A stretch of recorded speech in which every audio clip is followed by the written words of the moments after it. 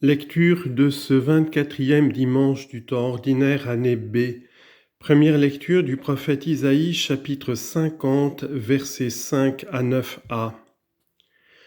Le Seigneur, mon Dieu, m'a ouvert l'oreille, et moi je ne me suis pas révolté, je ne me suis pas dérobé. J'ai présenté mon dos à ceux qui me frappaient, et mes joues à ceux qui m'arrachaient la barbe. Je n'ai pas caché ma face devant les outrages et les crachats. Le Seigneur mon Dieu vient à mon secours. C'est pourquoi je ne suis pas atteint par les outrages. C'est pourquoi j'ai rendu ma face dure comme pierre. Je sais que je ne serai pas confondu. Il est proche celui qui me justifie. Quelqu'un veut-il plaider contre moi? Comparaissons ensemble. Quelqu'un veut-il m'attaquer en justice? Qu'il s'avance vers moi. Voilà le Seigneur mon Dieu, il prend ma défense. Qui donc me condamnera? Extrait du psaume 114. Je marcherai en présence du Seigneur sur la terre des vivants.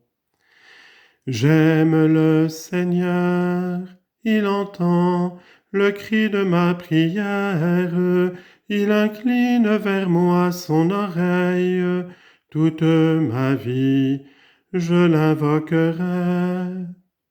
J'étais pris dans les filets de la mort, retenu dans les liens de l'abîme. J'éprouvais la tristesse et l'angoisse. J'ai invoqué le nom du Seigneur. Seigneur, je t'en prie, délivre-moi. Le Seigneur est justice et pitié.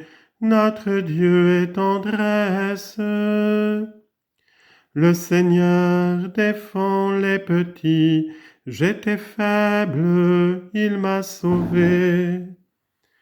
Il a sauvé mon âme de la mort, gardé mes yeux des larmes et mes pieds du faux pas. Je marcherai en présence du Seigneur sur la terre des vivants.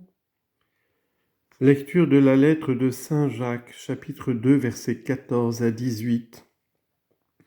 Mes frères, si quelqu'un prétend avoir la foi sans la mettre en œuvre, à quoi cela sert-il? Sa foi peut-elle le sauver? Supposons qu'un frère ou une sœur n'ait pas de quoi s'habiller ni de quoi manger tous les jours. Si l'un de vous leur dit « Allez en paix, mettez-vous au chaud et mangez à votre faim », sans leur donner le nécessaire pour vivre, à quoi cela sert-il? Ainsi donc, la foi, si elle n'est pas mise en œuvre, est bel et bien morte. En revanche, on va dire « Toi, tu as la foi, moi, j'ai les œuvres. Montre-moi donc ta foi sans les œuvres. Moi, c'est par mes œuvres que je te montrerai la foi. » Parole du Seigneur, nous rendons grâce à Dieu.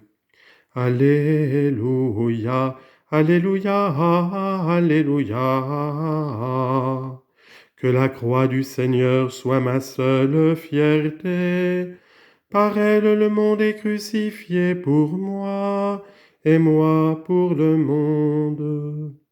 Alléluia, Alléluia, Alléluia. Lecture de l'Évangile de Jésus-Christ selon saint Marc. chapitre 8, versets 27 à 35. En ce temps-là, Jésus s'en alla ainsi que ses disciples vers les villages situés aux environs de Césarée de Philippe. Chemin faisant, il interrogeait ses disciples. Au dire des gens, qui suis-je? Ils lui répondirent, Jean le Baptiste, pour d'autres Élie, pour d'autres un des prophètes. Et lui les interrogeait, et pour vous, que dites-vous? Pour vous, qui suis-je? Pierre, prenant la parole, lui dit, Tu es le Christ, le Messie. Alors il leur défendit vivement de parler de lui à personne. Il commença à leur enseigner qu'il fallait que le Fils de l'homme souffre beaucoup, qu'il soit rejeté par les anciens, les grands prêtres et les scribes, qu'il soit tué, et que 3 jours après il ressuscite. Jésus disait cette parole ouvertement. Pierre, le prenant à part, se mit à lui faire de vifs reproches. Mais Jésus se retourna, et voyant ses disciples, il interpella vivement Pierre.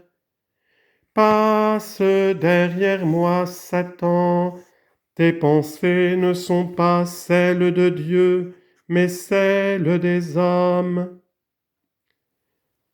Appelant la foule avec ses disciples, il leur dit, « Si quelqu'un veut marcher à ma suite, qu'il renonce à lui-même, qu'il prenne sa croix et qu'il me suive.